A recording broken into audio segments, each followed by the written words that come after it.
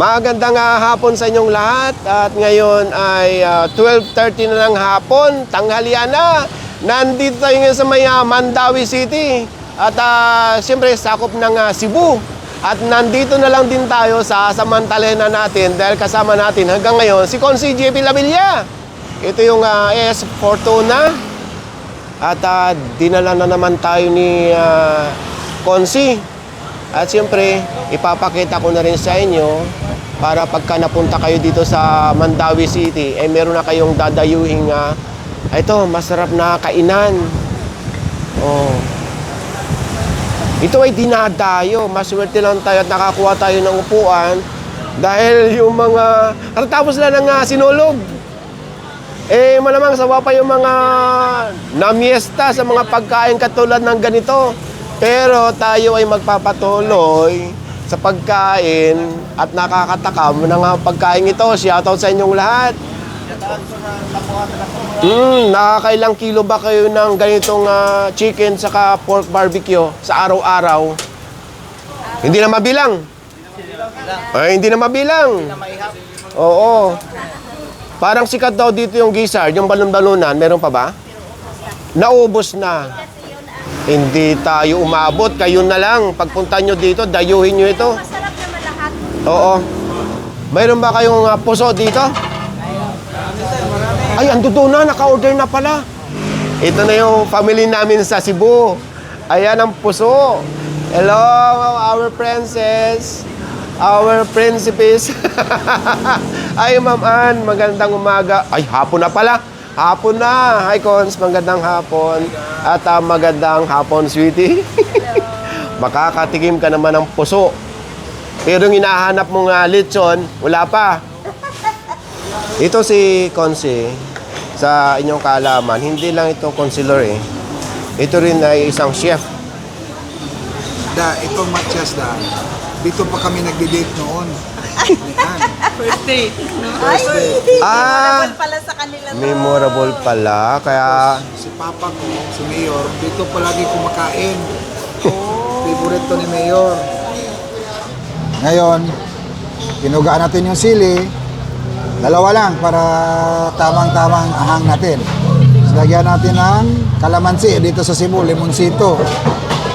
ang tawag dito kay Consi, ang tawag dito, bugoy-bugoy. Ano? Bugoy-bugoy. Bugoy-bugoy. Tapos, yan.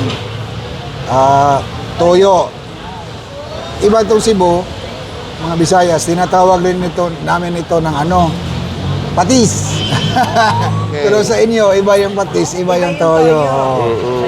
Soy sauce. Kung matagal yung ulam, binubuksan namin itong puso. Oh, yan. Tapos sinasawsa namin ito. Ulam nga. Ulam nga. Ito ang pinakamasarap eh. Balot sa dahon. Dahon ba ng yan, ang nyog? Yes po, yes. Konti, maanghang, konti. Pero ang sarap. Lami. Naalala ko yung niluto mo dati nakaraan, oslo, buwa. Doslo buwa. Oh, di ba?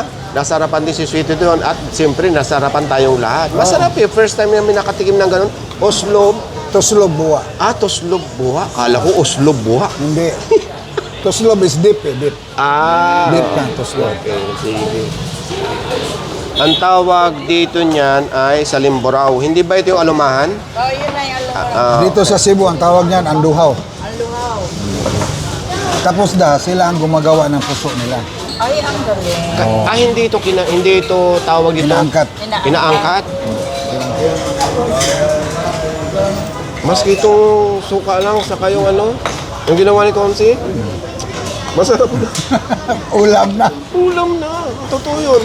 Try nyo. Para kang lechon. Baka huli nyo na mapano dito. Nangitim ako sa sa pagko-cover ng sinulog. Pagbalik natin sa Cebu, dadalhin tayo ni Consi kung yung gawa ng puso. Kapitbahay lang namin. Kapitbahay nyo lang! Mayroon palang technique sa paggawa ng sausawan ng toyo or calamansi or sili. Ayon kay Consi, mas masarap daw yung kalamansing medyo hinog-hinog na. Oo. Para naghahalo yung asim sa yung tamis-tamis. Mas masarap daw yung ihalo sa pansit.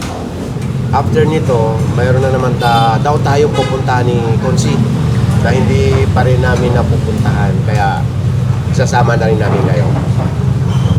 Itong puso, wala talaga itong lasa. Baka iniisip nyo, tinimplahan ito ng special ingredients. Pero yung lasa nito, nakukuha mismo dito sa, or nagbi-mix dito sa dahon ng nyug. Tikman mo to da. Ano yan? Chorizo. Kagkagatag kamay ko. Ang sarap ng daliri. No? Yung longganisa nila, kung tawagin ay chorizo, malasa. Yung garlic, nangingibabaw yung lasa. Tapos ito namang awag dito, yung kanilang chicken na inasal, ito oh. Yung lasa ng ingredients, pumasok talaga sa laman. Tapos yung pagkaluto ng laman, tawag dito. Ayun o, juicy yung laman. Ang init. Mapudot. Napudot.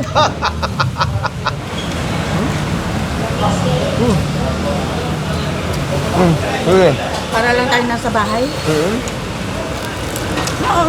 Maraming salamat, Cons. Tikman natin itong barbecue. Alam gusto ko dito, huling-huli talaga yung lasa ng karne.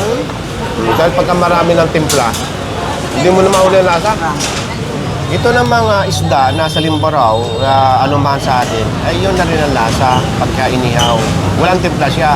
Ang nagdala, ito, yung ginawa ni Cons. Grabe. Yung mga presyo nito mga kabayan, pakitingin nyo na lang sa screen. Ayan ang mga presyo niyan.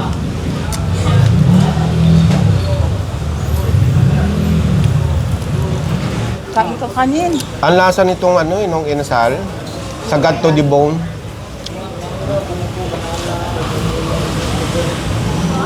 So ayan, yan ang resulta. Yung isang tambak kaninang barbecue, naubos. So yun mga kabayan, sa totoo lang, masarap talaga yung chicken inasal.